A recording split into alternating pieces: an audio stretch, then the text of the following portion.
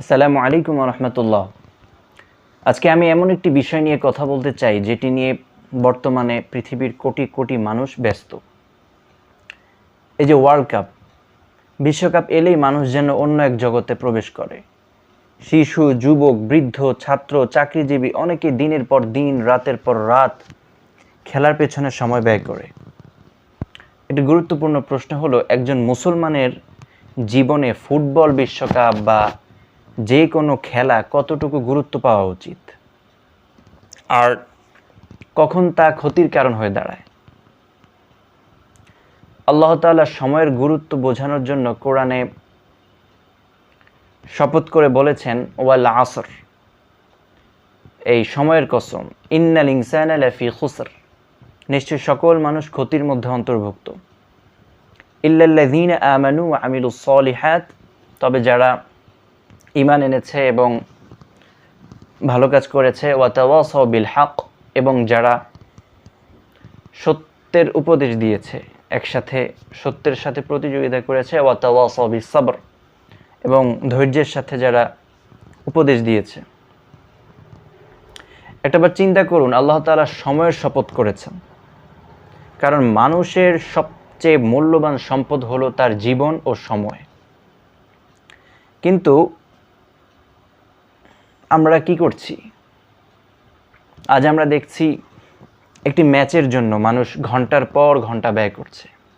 90 minute তো, আরও plus minus সময় আছে, সব মিলে কয় ঘন্টা, 2-3 ঘন্টা তো চলেই যাচ্ছে। আবার দেখা যাচ্ছে গভীর রাত পর্যন্ত জেগে থাকছে, কিন্তু ফজরের নামাজের সময় সে ঘুমিয়ে পড়ছে। প্রিয় দলের খেলার সময় 1 মিনিটও মিস করতে চায় না, অথচ আজ কত রাগাত নামাজ পড়েছে সেটার হিসাব নেই। এটা একজন মুমিনের জন্য চিন্তার বিষয়। রাসূলুল্লাহ সাল্লাল্লাহু আলাইহি ওয়াসাল্লাম সময়ের গুরুত্ব সম্পর্কে একটি বিখ্যাত হাদিস বলেছেন। তিনি বলেছেন, নি'মাতানি মাগবুনুন ফীহিমা কাসীরুম মিনান নাস, আস-সিহহাতু ওয়াল ফারাগ, অর্থাৎ দুটি নিয়ামতের ব্যাপারে অধিকাংশ মানুষ প্রতারিত বা ক্ষতিগ্রস্ত হয়। সেটা হচ্ছে, একটা হচ্ছে সুস্থতা, আর একটা হচ্ছে অবসর সময়। আমরা সময়কে কিভাবে নষ্ট করছি, কিসের মধ্যে নষ্ট করছি? এই হাদিসে রাসূল সাল্লাল্লাহু আলাইহি ওয়াসাল্লাম আমাদের বুঝিয়ে দিয়েছেন যে অবসর সময় একটি বিরাট নিয়ামত। কিন্তু মানুষ যখন সেই সময়কে এমন কাজে ব্যয় করে, যা দুনিয়া ও আখেরাত কোনোটাতেই উপকার আসে না, তখন সে প্রকৃতপক্ষে ক্ষতির মধ্যে পড়ে। এই যে আজকে যে বিশ্বকাপ চলছে, সারা বিশ্বে জার্সি কেনার একটা উন্মাদনা চলছে। এই বিশ্বকাপকে কেন্দ্র করে কত মানুষ নামাজ অবহেলা করছে, কত মানুষ রাত জেগে শরীর নষ্ট করছে। এখন যেহেতু ওয়ার্ল্ড কাপ হচ্ছে ইউএসএতে, সেই হিসেবে সকালে খেলা পড়ছে,